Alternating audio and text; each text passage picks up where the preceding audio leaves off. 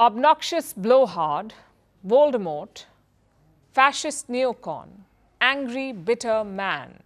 No, I'm not reading out hate comments from YouTube. This is what Republicans are calling each other.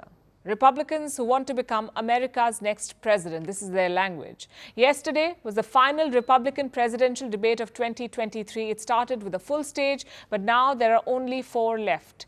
2 of them know they will not make it to the next one, so the knives were out. But even then, it was a no-show from Donald Trump. He missed 3 debates before, and this time too, he did not care for it. Our next report tells you why.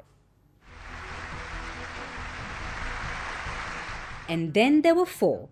Former UN Ambassador Nikki Haley, Florida Governor Ron Desantis, tech billionaire Vivek Ramaswamy, and former New Jersey Governor Christie.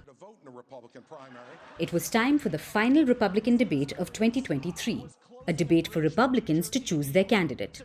Instead, it was a shouting fest, fiery exchanges, obnoxious comments, and the shadow of Donald Trump looming over the 4.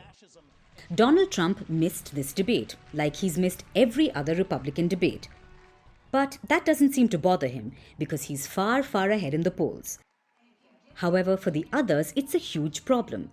This makes the debates just another fleeting watch. No Trump equals to less viewership. So these candidates must scramble for the attention of the viewers. They have to prove they're just as engaging, which explains the exchanges at the News Nation debate. The only person more fascist than the Biden regime now is Nikki Haley, who thinks the government should identify every one of those individuals with an ID. That is not freedom, that is fascism, and she should come nowhere near the levers of power, let alone the White House. Let me tell you something. This is the fourth debate that you would be voted in the first 20 minutes as the most obnoxious blowhard in America. So shut up for a little while. Like every debate, this one too had a target. It was Nikki Haley. The former UN ambassador is number 3 in polls, but she's seeing a surge, and the momentum has left others threatened. Nikki is corrupt. This is a woman who will send your kids to die so she can buy a bigger house. This is the problem. Using identity politics more effectively than Kamala Harris is a form of intellectual fraud. Governor Haley, would you like to respond? No. It's not worth my time to respond to him. Then there was Vivek Ramaswamy. After the first debate, he was the Republican favorite. He enjoyed a surge in donations, but is now down from the peak. So for him, this was the perfect time to whip out conspiracy theories.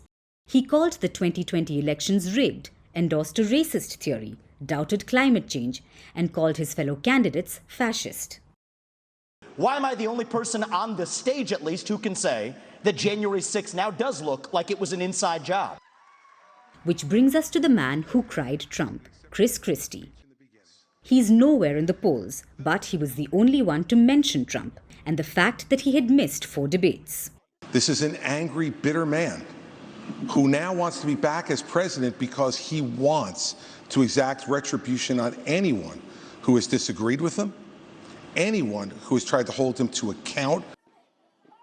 The Iowa caucuses are just 40 days away. That's where Republicans will choose their president. By the looks of it, it will be Donald Trump. He's leading in the polls, a historically large lead at that. His polling has only gone from strength to strength, which explains why he skipped the debates. Why share the stage with distant rivals when you can just make speeches and get votes? Plus, Trump has never been a fan of rules or the system. By skipping these debates, he's proved that once again. He's shown that he's bigger than the party. The Republicans may hold multiple debates, but they're nothing but a sideshow. We all know who will be the Republican candidate for 2024.